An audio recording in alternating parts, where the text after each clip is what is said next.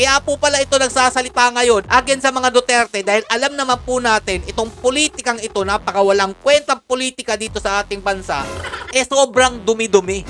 Dahil pala, appointed di umano ni Marcos ang kapatid at bayaw nito. Mga kakamping, yung dating galit sa mga maka-BBM, yan, magkakasama na uli kayo. Yung mga loyalista naman, yung dating galit sa mga kakamping, uniteam na kayo. Yan ang totoong uniteam. Pinapasama lang nila ang mga pangalan ng Duterte pero hindi nyo alam bakit sinapak ni VP Sara Duterte ang isang sheriff dito sa amin sa Davao City. Isipin nyo na para din sa mga mahihirap ang ginawa niya. Susupalpalin ko lang itong administrasyon na to na akala nyo talaga nagmamahal siya sa mga kagaya ninyong mga mahihirap na umaasa lang sa ayuda. Wala kayong makikitang gantong mayor na hindi matatakot na iboto siya dahil nanapak siya ng isang sheriff. Hindi siya nagpapaka-plastic para lang sa boto ninyo.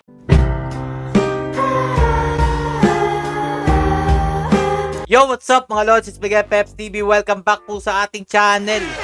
Palalang palala na po ang nangyayari dito sa dati nating sinuportahang uniteam mga idol. Ngayon lang po uli ako nagsalita about ito. Hindi ko na po talaga matiis na ginagawan po nila ng issue lagi po si VP Sara Duterte at si Tatay Duterte. Pansinin nyong mabuti. Lahat po ng mga kabutihang ginawa po ni Tatay Duterte, pinapalitan po nila ito ng galit sa ating mga kababayang Pilipino. Dahil po dito sa libro na ito mga lodi, na-issue na naman po si VP Sara Duterte. Masyado daw po kasing malaki yung budget na binigay dito mga lodi. Pero kung tutuusin 50 pesos po per libro daw po ang nilaan dito ni VP Sara Duterte mga lodi. No? Sino po ang nagpasimuno nito mga idol? Tinalakay po ito ni Risa Ontiveros sa Senado.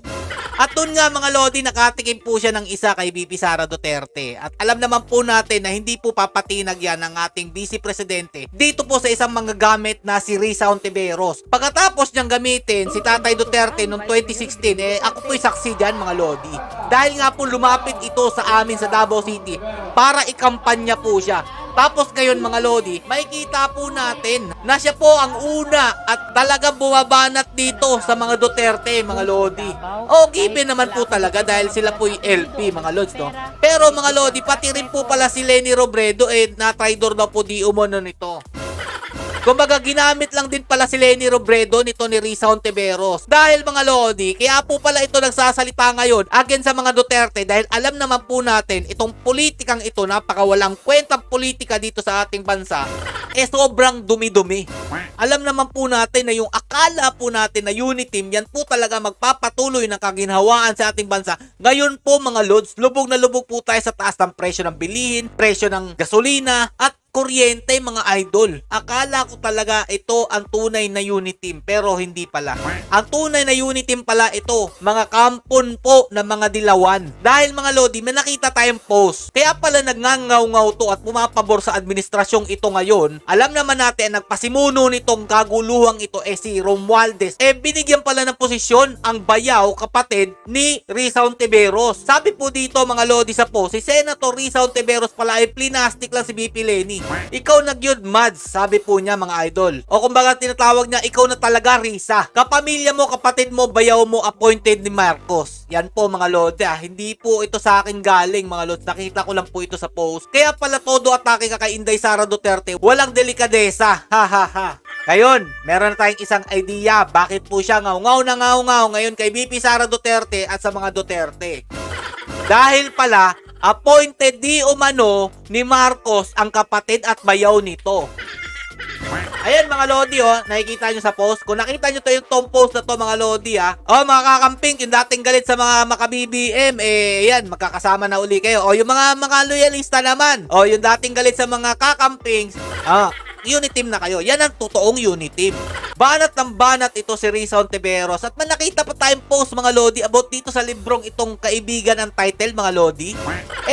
Tinutugma nila dito sa sinuntok ni VP Sara Duterte nung siya po'y mayor pa dito sa Davao City na isang sheriff. Alam nyo ba kung anong naging dahilan dito? May video tayo mga idol para malinawan kayo. At dito masusupalpal kayo sa pagkukumpara nyo ng isang kaibigan dun sa libro dito sa sinuntok ni VP Sara Duterte na isang sheriff dito sa amin sa Davao. Anong panimula nito? dito. Baka dito matauhan kayo, lalong-lalo na yung mga nakatira sa squatter. Pinapasama lang nila ang mga pangalan ng Duterte pero hindi nyo alam kung gaano kalaking tulong ng Duterte na ginawa dito sa ating bansa, pati dito sa amin sa Davao City, lalong-lalo na sa mga mahihirap na kagaya nyo na umaasa lagi sa ayuda. Kapag nabigyan kayo ng ayuda, bumabaliktad agad kayo.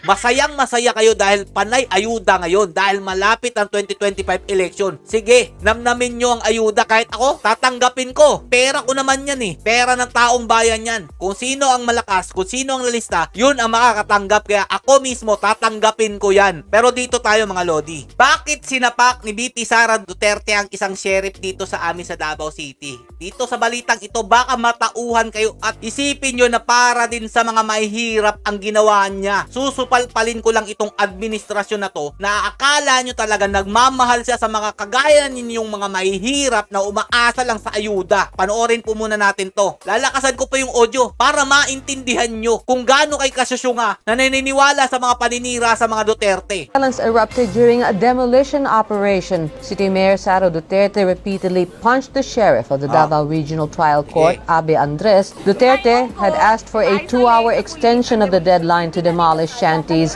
but demolition teams pushed through with their operation.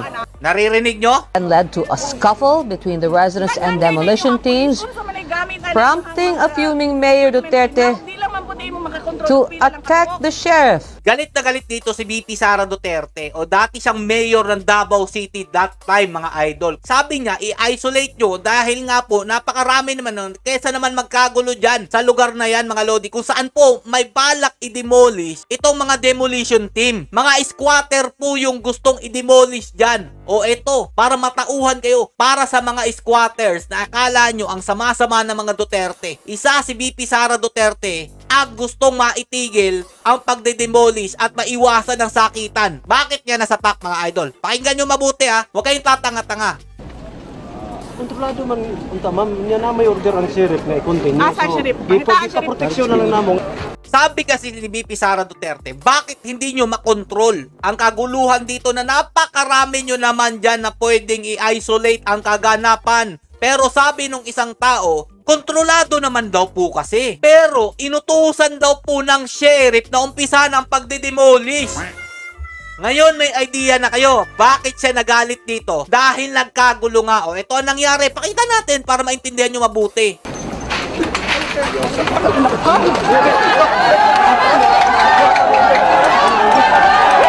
Hindi ako mahihiyang ipakita yan sa inyo, lalong-lalo na sa mga yung loyalistang sarado ang isip na puro galit lang sa mga Duterte ang pinapairal. Wala kayong makikitang gantong mayor na hindi matatakot na iboto siya dahil nanapak siya ng isang sheriff. Hindi siya nagpapaka-plastic para lang sa boto ninyo. Gusto niya wala mangyaring kaguluhan, sakitan dito. Mas maganda isang tao lang nang masaktan kaysa sa sobrang daming tao ang masugatan. Hindi nyo naiintindihan yun? Lalong-lalo na yung mga nakatira sa mga squatters area, lalong-lalo na yung mga taong may hirap kasi ang feeling nyo, porket inaabutan kayo ng ayuda ng administrasyong ito, napakabait ng administrasyong ito. May ipapakita ako sa inyo mga Lodi. Baka dito sa akin ipapakita magbago ang isip ninyo ha, kung totoo bang makamahirap itong administrasyong ito dahil puro pamimigay ng ayuda.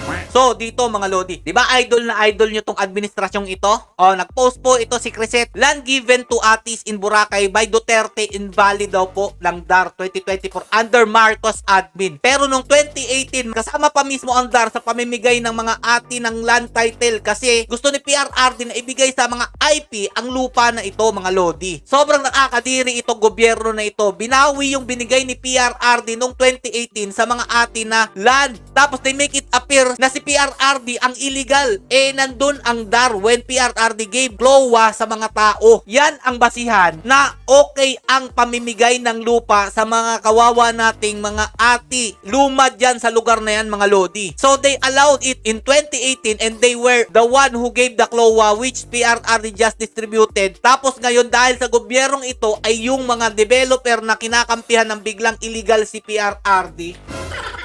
Alam nyo, yung sinabi ko kanina, kung anong ginawang kabutihan ng mga Duterte, yan naman ay ginagawang masama ng administrasyong ito. Dahil nga sa napakawalang kwentang politiko dito sa ating bansa. Kung sino ang nakaupo at nakita sila magiging kakompetensya nila sa pagtakbo nila, dudumihan nila ang pangalan at yan ang nangyayari ngayon. Maging malawak sana mga utak ninyo. Ngayon, anti-poor, sino? Si Duterte ba? O itong administrasyong ito? Duterte issued land titles in Boracay invalid daw by DAR. Ayan kitang-kita naman, inaward po ng DAR yan kasama si PRRD. Fighting for their lands on Philippine Boracay Islands. Indigenous Ati tribe faces eviction threat. Sila yung nakatira dyan. Sila yung matagal na dyan. Tapos, kukunin lang ng kung sino-sino dahil gusto nila ng tourism papasok dyan sa Boracay. Naapektuhan. Tapos wala naman ibibigay na relokasyon dito sa mga ati. Ganun kalupit ang administrasyon ngayon. Ito po yung mga ati tribe, mga idol, na nangangamba na paalisin sila sa sarili na nilang lupa dahil inaward po ni PRRD itong mga lupa sa kanila. Ngayon naman babawiin. Tapos pinapalabas na illegal daw po ang pamamahagi ni Tatay Duterte na mga lupa sa kanila na sila naman talaga ang may karapatan dyan. Sila ang lumad dyan. Tanungin ko kayo, tama ba ang ginawa ng administrasyong ito? Kanino kayo papabor? Dito sa nananapak ng sherry para sa kapakanan ng ating mga kababayang mahihirap o doon sa napakabait na namimigay ng ayuda pero gusto namang paalisin ang mga tunay na nagmamay-ari ng lupa at legal nang pinamahagi ng mga Duterte sa mga ati tribe? At para naman dito kay Risa Ontiveros na panay satsat, panay dakdak dito kay BP Sara Duterte, hayaan mo, malapit na uli ang eleksyon. At kung sa tingin mong sasamahan ka namin o sasamahan ka nila, lalong-lalo na yung mga dati mong kinasama dyan sa mga pinklawan na yan, manigas na kayo. Dahil kayo ang uri ng mga politiko na dapat hindi na pagkatiwalaan. Hanggang dito lang mga Lodi, pasensya na, medyo hard yung content ko ngayon dahil sobrang nakakapang-init na ng ulo. Stay safe and God bless you all. Peace bomb.